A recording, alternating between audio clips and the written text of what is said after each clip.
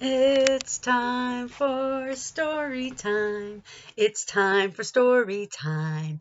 It's time for story time. It's time for story time.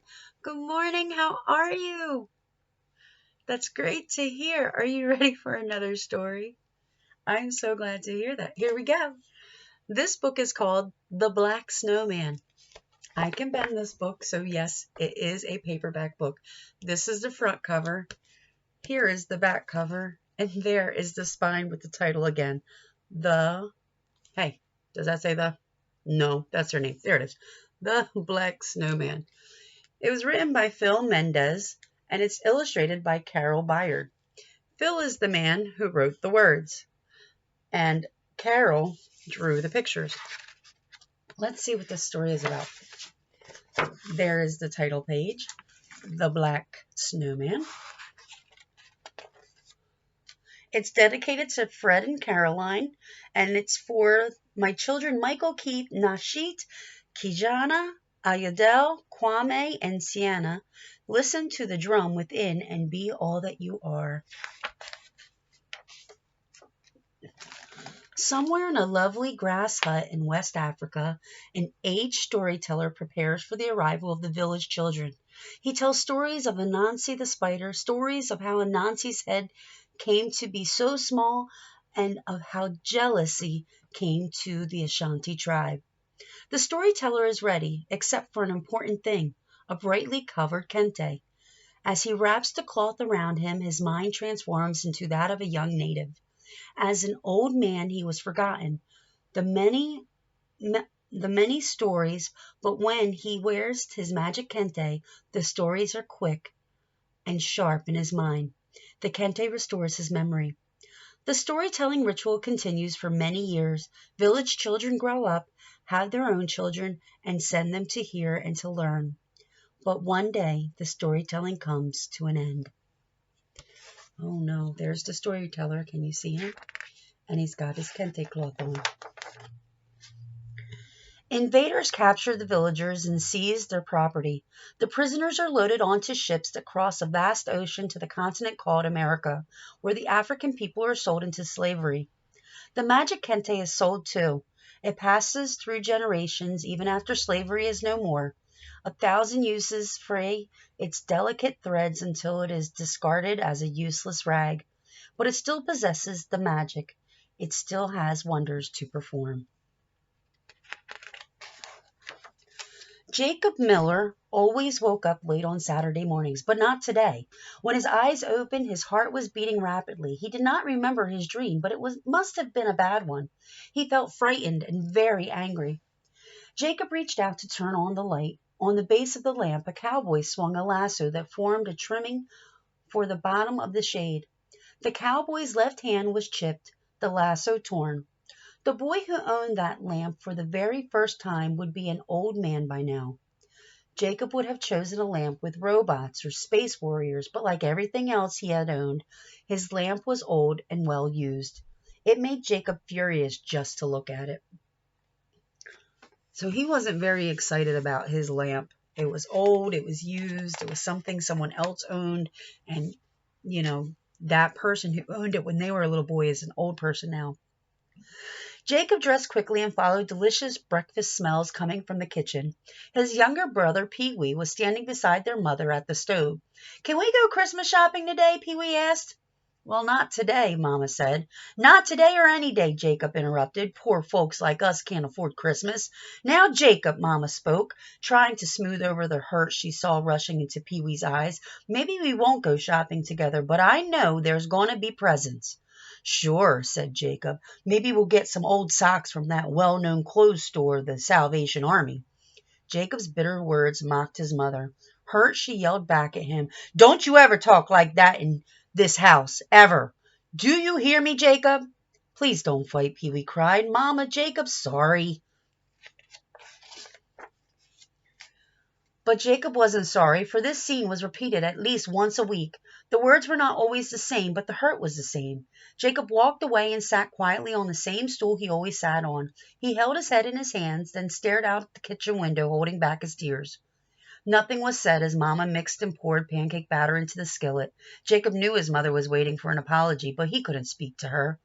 Mama stumbled over her words. I know it's hard on you, son. We're just going through some rough times now, but... Jacob broke down in a rage. I hate being black. I hate it. A chill ran down Mama's back as if her spine were a huge icicle. Being black ain't got nothing to do with it, son. Everything black is bad, Jacob repeated. Words he'd heard others say. You ever hear of the black house? No, but there's a white house. A black tornado cleans your sink. A black old one destroys your house. And how about fairy tales? It's the white knight who wins, the black one who loses. Good magic is white, black magic is bad.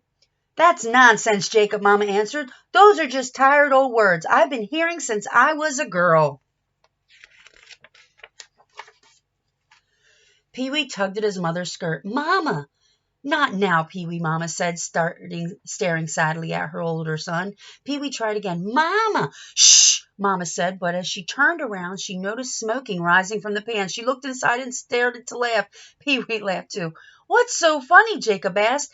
That is, she said, that man in the pan. There's no man in there, said Jacob, just a black pancake.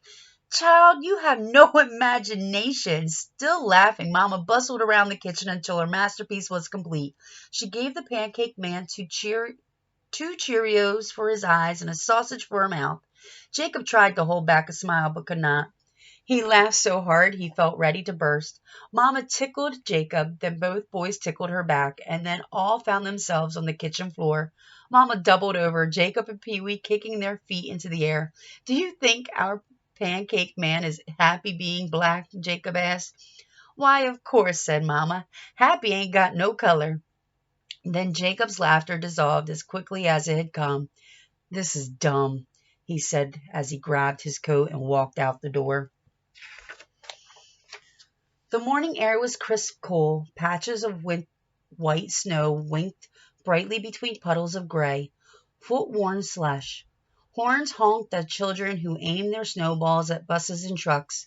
Jacob stepped out into a battle. 2 snowballs exploded on either side of him. He jumped out into the battlefield, dodged a few missiles, then retreated out back where he could sit on the cellar door and be alone. But it was no use. Pee-wee was already on his trail. What do you want? Jacob asked. I just want to play with my big brother, said Pee-wee. Let's build a snowman. We can't build a snowman, Jacob snapped. Just look at that snow. It's watery and black from all the people trampling on it. Then we'll make a black snowman, said Pee-wee. A black snowman? Jacob sighed. Just what I've always wanted. Jacob watched as Pee-wee packed the snow in his small hands. At that rate, you won't be done till spring, Jacob said. With Jacob's help, the work went quickly. The harder Jacob worked, the better he felt. This black snowman sure could use some dressing up, he suggested. It was Pee-wee's job to pick through the trash, to find a wardrobe, steel wool for hair, buttons for eyes, and a funny old hat. Pee-wee looked at their snowman proudly, but Jacob had a more critical eye. Something's missing, he said. Like what? Pee-wee asked. Like it's cold out here. Find him something to wear on his shoulders. Pee-wee returned to the trash, wearing a colorful cloth caught in his eyes. Look at this, Pee-wee said as he held up the cloth for his brother to see. There he is. He's getting put together. Do you see the cloth that they found? Wonder what it's called. Nah, Jacob scowled. Don't use that. It doesn't go with the rest of him. Find something else. Well, I like it, Pee-wee said, and I'm going to use it. Pee-wee carefully draped the cloth around the snowman's lumpy body. Though old and torn, the cloth began to come alive again with powers passed down through many generations. Pee-wee had discovered the magic kente.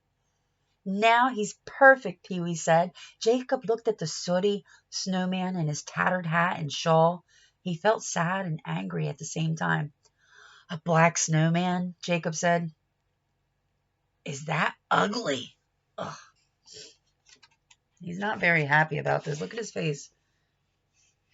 His brother Pee-wee's all excited and Jacob's like, meh, whatever.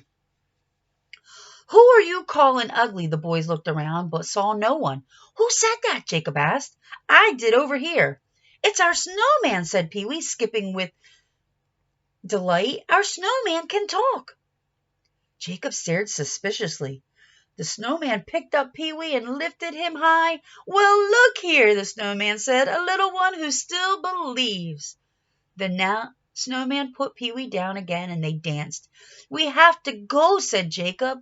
The snowman led his partners toward Jacob. But you haven't danced yet, said the snowman.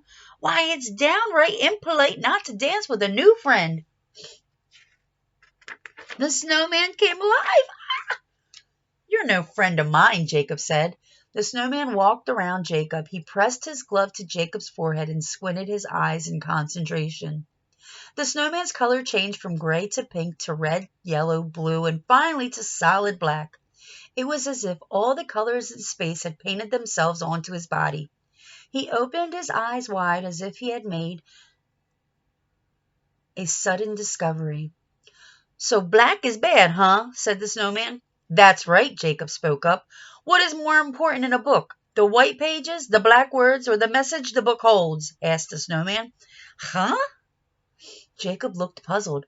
The heavens are black and the universe is held in it, the snowman said. Should we call the earth bad because it is cradled in blackness? Jacob didn't know what to say. The snowman continued, Have you sat at the table of your forefathers? Have you accepted the shield of courage they have passed along to you? Jacob hesitated. He didn't know what this crazy snowman was talking about. Jacob! Pee-wee! Mama called from the window. Oh, brother, it's Mama, Pee-wee spoke up, then yelled back, Coming, Ma! The snowman broke the spell. We will meet again, Jacob. My work with you has just begun. The boys scooted down the alley into the street. In the hallway, they agreed not to tell their mother or anyone else about what had happened. There he is. There's this black snowman. Night's curtain fell upon the day. The room was dark except for the street lights that showed dimly through the window. So what do you think about the snowman? Pretty neat, huh? Said Pee-wee. What's so neat about an ugly black snowman? Jacob asked. He's no ordinary snowman, said Pee-wee. I don't want to talk about him, said Jacob. But he's alive, said Pee-wee. Our snowman is alive. It's just in your imagination, Jacob lied. Now go to sleep and leave me alone. Then let's talk about Christmas, Pee-wee said. I want to get Mama something real special this year. Jacob became angry. Don't you understand anything? We don't have any money. But I have a plan. We can collect empty bottles and cans and turn them in for refund money, Pee-wee explained. If we collect a whole lot, we can buy Mama a special present. We can buy her that perfume that she likes so much. What do you think? Huh, Jacob? Where are you going to get all those cans and bottles, Pee-wee? You'll have to walk half the city to find them. Oh, no, answered Pee-wee. I've seen cans all over the old building across the street. That's where a lot of people throw their stuff. No way, said Jacob. Don't you go near that place. The building is falling to pieces and Mama will get angry. Anyway, I ain't looking through nobody's garbage. Jacob could tell that Pee-wee was sleeping, but Jacob's mind was too crowded with confusing thoughts to fall asleep just yet. Then Jacob heard a voice. Arise, great warrior. As Jacob approached the window, a blue-white light rose from the alley below. The snowman was standing with his hands up toward the sky. He waved at the broken wall of the building, and a single brick dislodged and fell. On its way down, the brick changed its shape, and standing in the alley was an African warrior. Then the snowman threw a trash can lid high into the air. As it spun, it turned into a majestic black queen. Jacob put his coat over his pajamas and ran outside.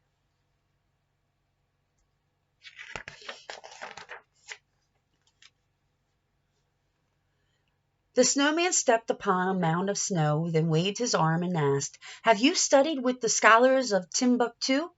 Suddenly a small clump of snow transformed into a giant figure. Ridden with a horseman of Bornu? With just a wave of his arm, a horse and rider rose out of the snow. Have you danced with the Zulu? Wrestled with the Nuba? Hunted with the Beanie? Have you heard the stories of the Ashanti? The poems of the Turag? The prayers of the Zande? Who are these people? Jacob asked. They are people like you, the snowman replied. These are strong, brave Africans from whom you descend, black people who should make you proud of your great heritage. I'm not like them, Jacob said. I'm not a warrior. I'm just a boy. Jacob ran back upstairs and hid under his blankets, but he could not fall asleep for a long, long time. See the horrors? These pictures are very, very dark. The next day, Jacob woke to see Pee-wee at his bedside with a shopping bag in his hand. This is your last chance, Pee-wee said. Are you coming or not? Jacob rolled over, turning his back toward Pee-wee. Go hunt garbage by yourself, said Jacob, and he pretended to go back to sleep until his brother left the room. After Jacob dressed, he poked around the kitchen stove to see what Mama was cooking for Sunday dinner. I'm making your favorite, said Mama. Mama was always trying to make things better. Pee-wee was right. She deserved something special for Christmas. I'm going out for a while, said Jacob.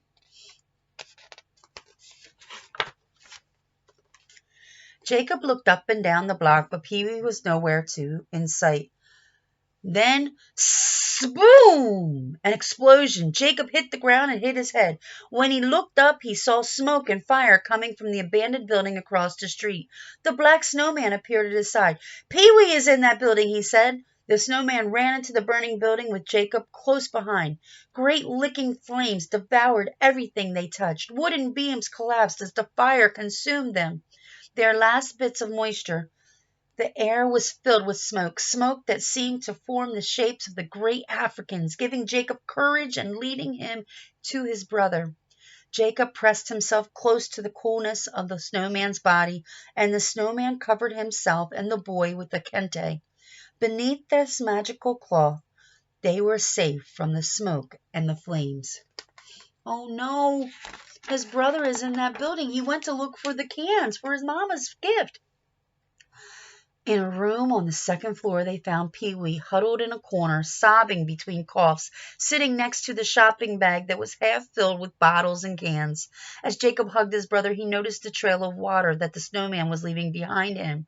The snowman's feet had melted away. Restore! Restore! The snowman said, and the snow returned to his feet.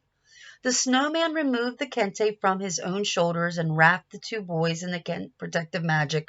Under the safety of the kente, there was only room for two.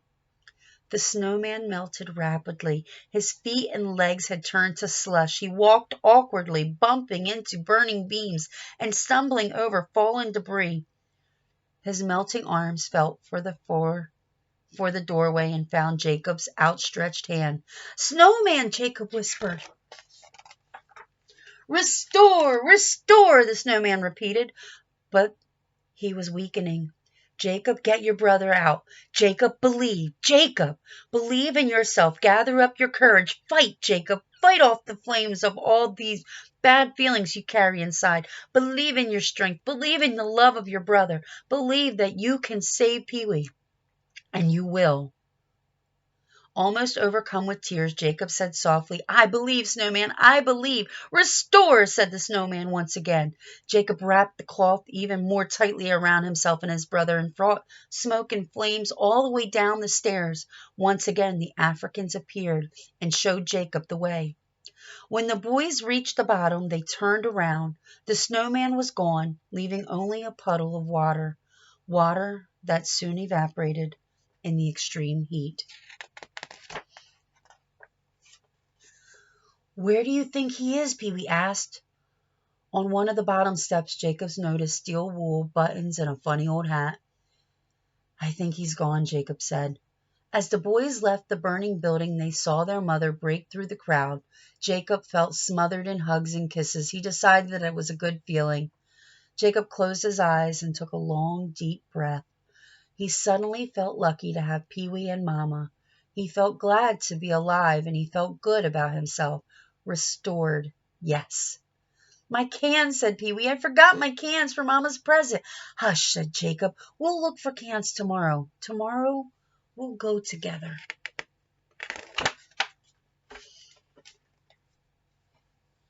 It took several hours for the fire department to put out the blaze. Finally, it was all over. On his way back to the truck, one of the firemen noticed a colorful cloth hovering over the snow. Thinking his daughter could use the cloth to make a dress for her doll, he picked it up and put it in his pocket. The end.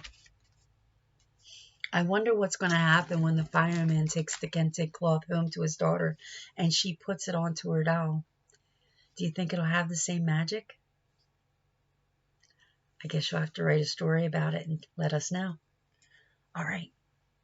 Take a big stretch. That was a longer book than normal, but it was a wonderful story. All right. Stretch. All right. It's time to sing our goodbye song. Are you ready? 1, 2, 3. Adios, mis amigos, adios. Adios, mis amigos, adios. Hasta luego, hasta mañana, hasta la vista, mis amigos. Adios, mis amigos, adios. All right, we're going to say ciao for now. Mwah! Ciao, Bella. We love you. Bye.